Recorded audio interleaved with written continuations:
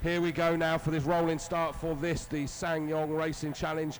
15-minute race. They had one yesterday. They've got two of them today. Michael O'Brien, 94, is going to have the inside line. It looks like it's being bump drafted by Matt Kelly. Surely Matt Kelly was ahead of Harry Webb before they even got to the line there. So we'll have to see how that one plays out. So Harry Webb is going to be on the outside of Matt Kelly, 42. All the while, that is allowing the 94 car of Michael O'Brien to sort of just start moving away. But it was a good move by Harry Webb round the outside. He's back into that second. It looks like Matt Kelly's possibly compromised as they head up towards Wilson. He's going to be on the outside, and I'd imagine that's 24 Lewis Grant that's going to be trying to make a move. Now, has he been able to do it?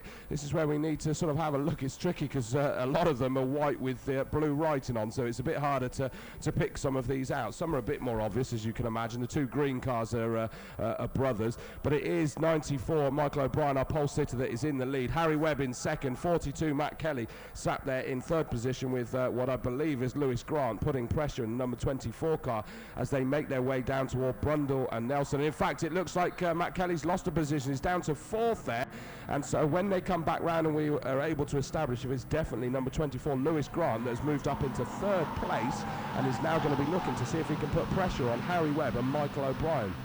This is going to be very interesting for these guys, because you can imagine with the weight of these cars and the nature of them, the braking takes a bit longer to actually do for these. So now they're in these wet conditions. They've almost got to learn it all over again. This is the first time that most of these cars, possibly even all of these cars, have even touched the track, let alone the drivers going in them. The cars themselves are brand new out of the box. Awesome job by everybody. Here they come across to complete their first lap. 94 from 2, and it is Lewis Grant in third position. Switching towards the outside as they head down towards Riches. Harry Webb's just sort of trying to make sure that he can get over as far as possible to the left without making contact to take his line, and it looked as though Matt Kelly was under massive pressure in that 42 vehicle, and from number 15 Broster, but Broster wasn't quite able to do it as they make their way down towards Wilson. Obviously they all close right back up on each other as they get under the braking, and it looks like Matt Kelly may have got a good start, but he's just sort of fallen away from these front three at the moment. It's all very close though, isn't it? Once more, the SsangYoung Racing Challenge provided some great racing. Back down the Bentley Straight they go, and the fight is on for second, I think that was, wasn't it? Harry Webb trying his best to defend from Lewis Grant on the run down towards Brundle and Nelson. They were a quarter of a second apart at the start of the lap. They're probably a quarter of a truck length apart, but Harry just about hanging on. He's a bit tight on the run into Nelson though, so watch for the exit speed here from Lewis Grant to try and get alongside towards the bomb hole. That's not really an overtaking opportunity, and he realises this and settles back in line. What this is doing though is it's allowing Michael O'Brien to extend the margin out in front. Michael was third in yesterday's race, was very keen, I think, to have a cleaner start to the race, which he's done, and get out in front and pull away. But look at what a sight this makes. We've got the top 7 cars in one long snake as they make their way through Coram, through Murray's, and back onto the pit straight. I think this is going to be the order of the season really for the SsangYoung Racing Challenge. Close quarters racing, big packs of cars getting themselves fairly close together. Couldn't be much closer for second place as once more Harry Webb has to defend the inside. Lewis Grant with a great slipstream down the pit straight. He's got his nose ahead. He's got most of the truck in front into Rich's corner, and he makes the move stick. So Lewis Grant moved back into second place. Yeah, of course, I forgot that it was actually those two that were having the great battle for the lead yesterday. Michael O'Brien was on pole position virtue of his fastest lap in the race yesterday, which I do think is a good way of doing the second grids. And so in actual fact, Michael O'Brien is trying to scamper off into the distance, leaving those two to fight again. But Lewis Grant is now up to second. What's he going to be able to do? Harry Webb sort of came on even stronger second half of the race yesterday, and that may well still ring true. But at the moment, not only has he lost that second place, he's just dropping back a little bit. I wouldn't go as far as to say he's into the clutches of number 42 Matt Kelly just yet, but and Matt Kelly's bringing Broster with him in number 15, who again was involved from memory in a lot of the fights until he had a moment, I think it was up at Wilson, from vague recollection, that suddenly put him out of the reckoning with everybody else. But sorry, the amount of curb being taken there by, I think that was the 89 machine of Matt Smith through Nelson. The truck was way up on two wheels, looked for all the world like it was going over. He just about gathered it together. That's what we like to see. They're having, these things are off-road cars, so we want to see them being thrown around this circuit fantastically well. This is allowing Michael O'Brien 94 to still just start breaking away, continue breaking away from everybody else, but I'm interested to see what Lewis Grant is going to do, but I don't think he can discount Harry Webb just because he's made that move. The number 2 car is going to try and find a way to close in. Still got that little bit of damage on the back corner from yesterday, I see, albeit that the light's not hanging out anymore. 42, Matt Kelly under growing pressure from the number 15 of Glenn Broster, as they make their way up towards Wilson for the 4th time. Number 22, no working transponder. That's the one of the green cars. That's Simon Waugh. Simon Waugh being the older of the 2 brothers, Luke Waugh being slightly younger.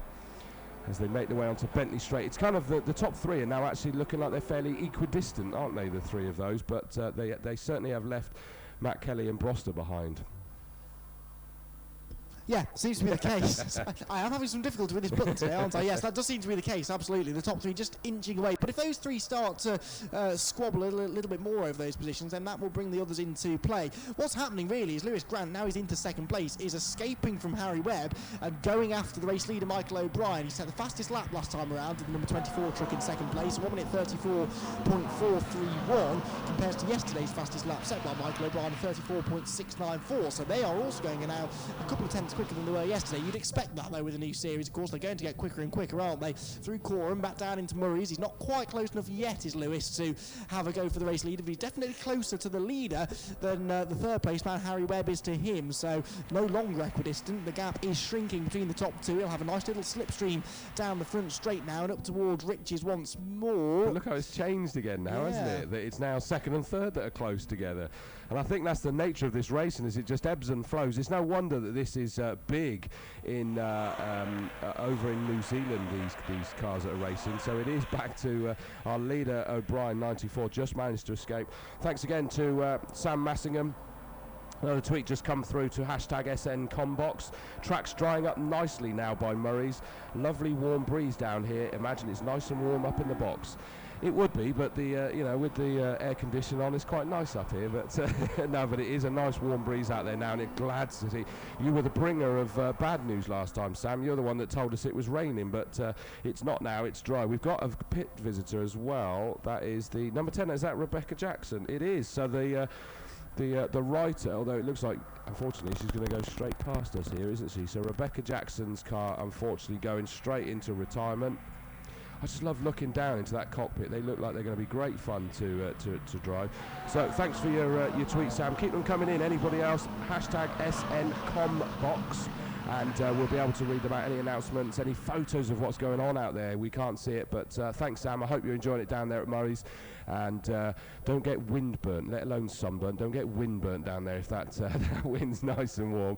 As you can now see the cars coming right in front of you if you're down at Murray's, because it is Michael O'Brien still in the lead, and it has sort of ebbed and flowed that he's now managed to pull away from Lewis Grant, number 24, sat there in 2nd place, who it's fallen back towards Harry Webb, but not totally into the clutches. But now as they make their way down towards Riches, it's gone the other way, that it looks as though the 2nd place car of Lewis Grant was starting to close in a bit on our leader, Michael O'Brien. Bit of a gap between them and the next car, which is still 42, Matt Kelly, that is holding on with that white, red and black vehicle from the number 15 of Glenn Broster.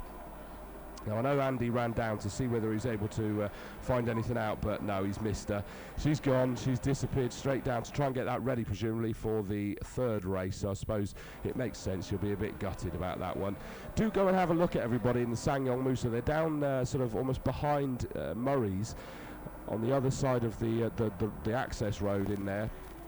They're all lined up. Great hospitality they set up. Southfield's trackside. Tim Naylor, the director of Southfield Trackside, which have Suite 51 at Donington, are doing the hospitality for them down there. And it does just look like they really set something up. So if you're looking at getting into racing of any description, do go and have a chat with them and see how you can do it. It is a very affordable route into motorsport, this, by all accounts. It looks like Harry Webb maybe made a little bit of a mistake somewhere, because he's completely lost contact with the front 2 there, hasn't he? It's not suddenly that Lewis Grant has caught up with Michael O'Brien. I'd say that's about the same, which is why I'm wondering whether Harry Webb made a small mistake there that has just meant he's lost contact, but he's not really fallen into the clutches of Matt Kelly just yet. Oh, we lost all the timings. I didn't see that one happening. We normally get the warning and I missed it, didn't I? Yes, well, too much going on out on the track, really, isn't it, to take your eyes off it? Yes, I did try and catch Rebecca, but she's headed straight to the paddock, and as you mentioned, they are based right at the far end of the paddock, so there's no chance of getting to her. Natalie Burt, though, had also been to the pit lane. She's rejoined, but has lost, I think, at least one lap, maybe 2 laps, as a result of that pit lane visit. So a few running into some difficulties. Out onto the Bentley Straight are going the leading 3. It's nose to tail for 4th, though, isn't it? Look, because Matt Kelly and Glenn Broster have got themselves right together now. They are less than a truck length apart. Well, less than a truck length apart as they go out onto the Bentley Straight this time. So we'll wait to see whether there's a potential for a move being made down to the other end of the straight into Brundle and Nelson. He's certainly close enough. He's drawing alongside his Glenn Broster. It'll be the outside line for the left-hander at Brundle, but as we've seen several times already this weekend, that gives him the inside for the right-hander at Nelson. That's where the leading 3 are. What's going on for 4th? Is it going to be Broster? Oh, they make contact. Glenn Broster gets out wide through the grass. What a shame that was. He's doing some real off-roading now, but going the wrong way. And, well, Matt Kelly on the inside, Broster on the outside. It's very hard, even in a small car, to run side-by-side through Brundle. These things take up most of the road, even when they're single file. So I guess contact was almost inevitable. And, unfortunately, it is Glenn Broster who was trying to make that move and had almost made it, hadn't he, round the outside. But he's the one that loses out. Yeah, that's and it's difficult to even apportion any kind of blame there in reality, because they were side by side, and it would have been the inside line for Matt Kelly. So because he'd gone defensive deliberately, and as Glenn Broster just tried to sort of take it around the outside, he will have pinched over a little bit. Matt Kelly's still going to be sat there. He didn't have to sort of suddenly concede that inside line. But the bad news is that I'm guessing that Matt Kelly's sustained some damage, because he's just pulled into the pits as well down here, and so whatever that contact was, he's obviously pulled in. He actually pulled into retirement yesterday as well. So it now means that we've got up into 4th position is the 84 car of Gavin Pell, and 89 is Matt Smith, sorry. Matt Smith is in 4th. Gavin Pell, 84, is in 5th position. Glenn Broster's recovered and still sat there in 6th position, so he hasn't lost too many positions with the demise to the pit lane of the 42 car of Matt Kelly. And he's making his way down, and I suspect even after all of that, Matt Kelly will still speak, because he's a very cheerful chappy, and he'll always be happy to have a word. And it looks like our leaders are now up dealing with a back marker as well, that I'm imagining is the number 9 car of Natalie Burt, who also came into the pits. Now, she actually works for SsangYoung and has only just got her racing license. Literally, this is the first thing, and it's basically a reward and recognition to be able to come out here and race. So a great thing by SsangYoung doing this. Now, is this actually now the lead 2 that are joined together? Because Harry Webb's obviously sat there in 3rd. They've got past the back marker, and so this must be the lead 2. Now, let's just wait till they come into sight to make sure they're in the same order, because, as I say, unfortunately, they're white with blue writing, so impossible. It is 94 that is still in the lead of O'Brien, but 24, Grant, is now right with him, so got absolutely compromised as they came through. Black and white warning flag for 94 O'Brien as he comes across there as well. Presumably track limits. Well, if he did go exceed track limits, it sure as heck doesn't look like it did him any advantages, because he's now got so much pressure from Grant as they make their way into Wilson for the 9th time with 1 minute 50 remaining. So this will be their penultimate lap as they make their way onto the Bentley Straight. Harry Webb basically just now dropped away from them in a grandstand seat. See these two fighting, and it's sort of settled down a bit. Doesn't look like a challenge. Is that you, Andy? No, I thought I heard Andy breathe in, who's going to have an interview with Matt Kelly, but I don't think he's managed to get him just yet. No, I'm down at that end of the pit lane. Matty's out of the truck, but just trying to evaluate his body language really and see whether he is up for a chat. The car, yeah, he'll be fine. The car, it's easy for you to say up there, you don't have to go and talk to him. The truck looks pretty much in one piece, it must be said. So let's see if we can just grab a quick chat with Matt. I'm sorry, it's the 2nd day in a row we've had to do this mid-race. What happened this time? We were just having a bit of a race. I don't know the guy's name, but we were sort of getting it on. He'd had a lunge down the inside at the end of the straight a couple of laps before and bounced across the grass and came across the front of me and left the circuit the other side. And then this time he tried to go around the outside, which I was cool with. But if you're going to go around the outside, you then can't go to the inside curb because my car was there. So we've bent the steering now.